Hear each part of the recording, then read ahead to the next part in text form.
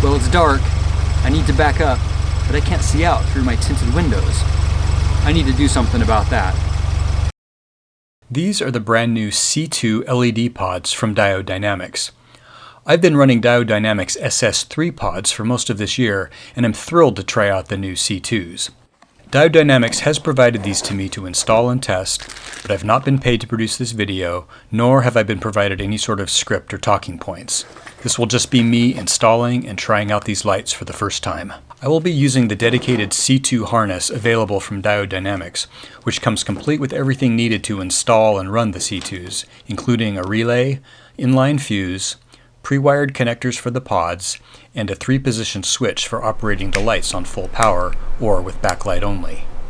The SS3 pods are already very nice, small, tidy package. The C2 is really about half of that. It's lightweight with a very small mounting bracket that's going to make it really easy to put it wherever. These seem perfectly suited as ditch lights.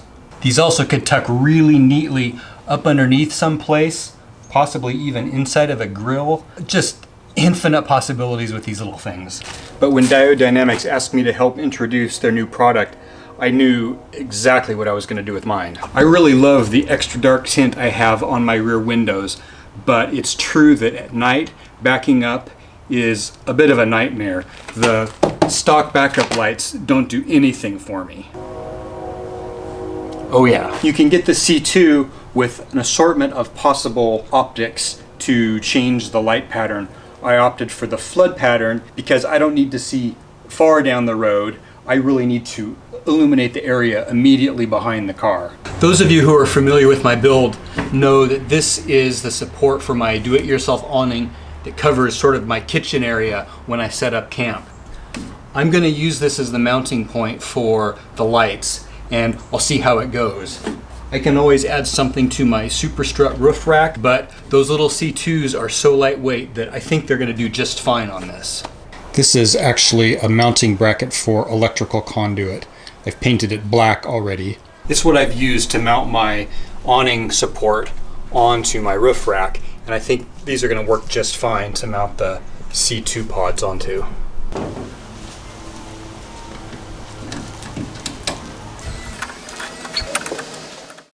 Alright, I've got the lights installed. I might have initially been thinking to put them a little more inboard like that, but I've got a couple of constraints there, so that's pretty much where I had to put them. I'm still pretty happy with how that looks, and I think that's going to give me a nice, big, wide pool of illumination when I'm backing up. Alright, let's take a look at wiring these up. This Diode Dynamics wiring harness is nice. It's got everything that you need to get these wired up and working. What I have discovered, however, is that it's not long enough to get to the back of the car. So work fine if you want to put them on the front or run them as ditch lights or even up on your roof in the front of your roof. But to use them as backup lights, you're either going to have to build your own harness or extend theirs. And I think what I'm going to do is just get some extra wire and stretch this out because all of the other components are there. I don't have to think about anything. Plugs are there, relay, fuse, battery connection, switch connections, everything's ready to go. So I'll just figure out where I need to cut it off, insert some extra wire, and get it all put together.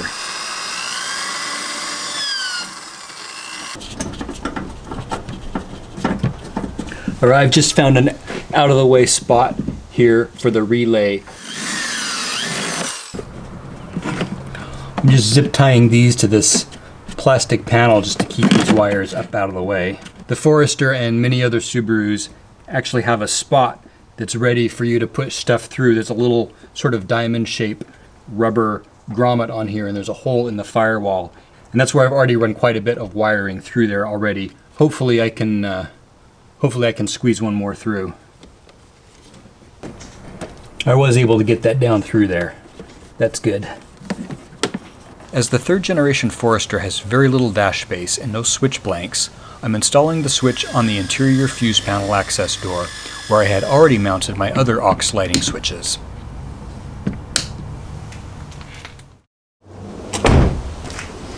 Alright, so I've got the relay installed, I've got the switch installed, I've got the lights installed. I was able to get black, red, and blue wiring, which matches the black, red, and blue wiring of the connectors.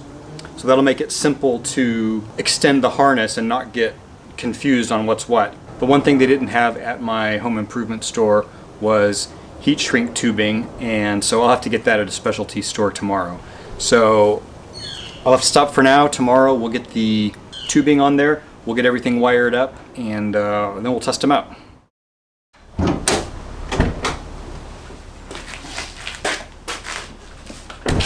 Alright, I got some more heat shrink.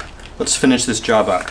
One of the things I love about the Diode Dynamics pods in general is the fact that instead of having a pigtail of stripped wires sticking out of the light, they have these sort of modular plugs that lock into place, and there's a nice sort of weather seal around the connection. It makes it really simple to hook these up and also to disconnect them if you need to change anything. Alright, so I've routed the wiring from both of the backlights following various elements of my roof rack as far as they will go. Now I'm going to need to splice the new wiring in.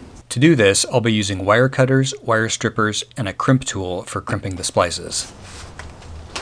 I'm feeding the bundles of wire through the heat shrink tubing. I do have the two different sets of 3 separated together there so I don't get them mixed up. When I've wired up pairs of lights in the past, I've usually just run a single hot and ground to the nearest light, then run short hot and ground jumpers over to the other light. That's how I have the SS3 pods wired. But the Diode Dynamics harness runs a separate set of 3 wires all the way from the relay to each C2 pod, so I'm not going to second guess their engineering. I've gone ahead and extended both sets of 3 to preserve the design of their harness. I'm drilling a spot for this new bundle of wires to pass through this cowling. Let's see if we can get these through here. Beautiful. It's perfect. Now it's just a matter of splicing this end of my extension back to the harness.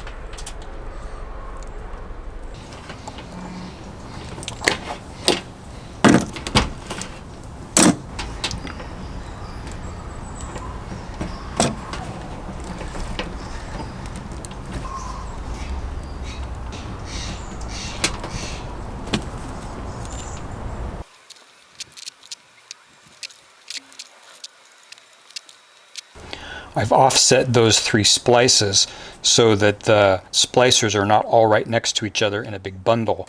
It's much flatter, so now when I pull this heat shrink over, I can get this right up nice and neat over that. I learned that trick from someone who commented one of my other lighting videos here on YouTube. So that just goes to show you, I do read and listen. I learn lots of good stuff from people who comment.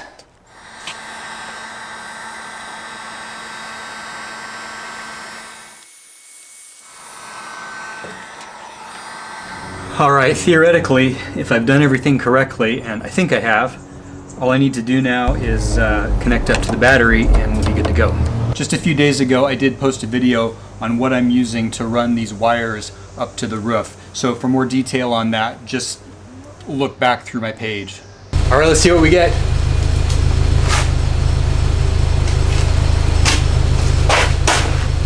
Yeah! Let's see how the backlights look.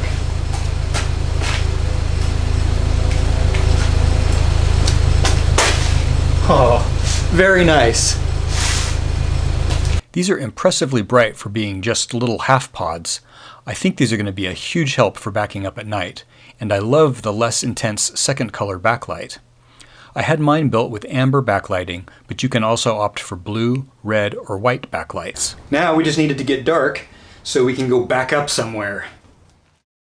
Alright, so it's finally dark. We're going to compare my usual backup lights to the Diode Dynamics C2.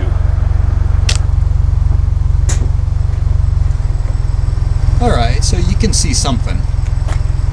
Let's see how that compares to the C2.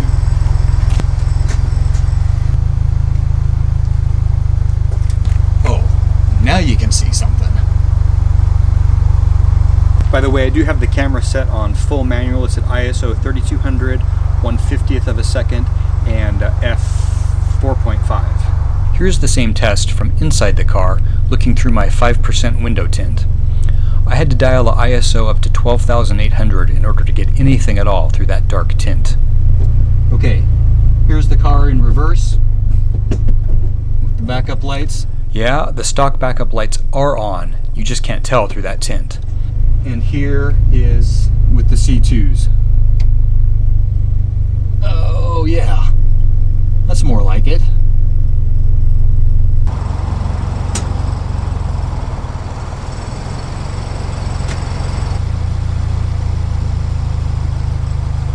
Here's the pool of illumination from the pair of C2s with the flood optic.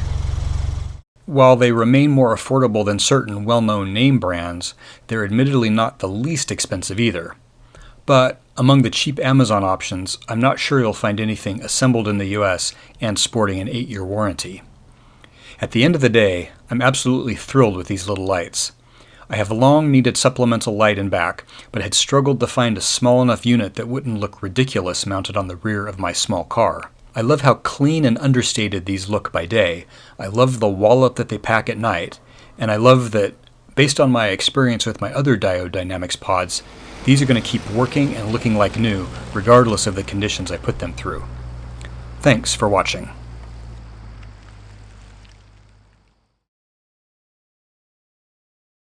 Have two stages, can be used in two different ways with the full light and with the backlight.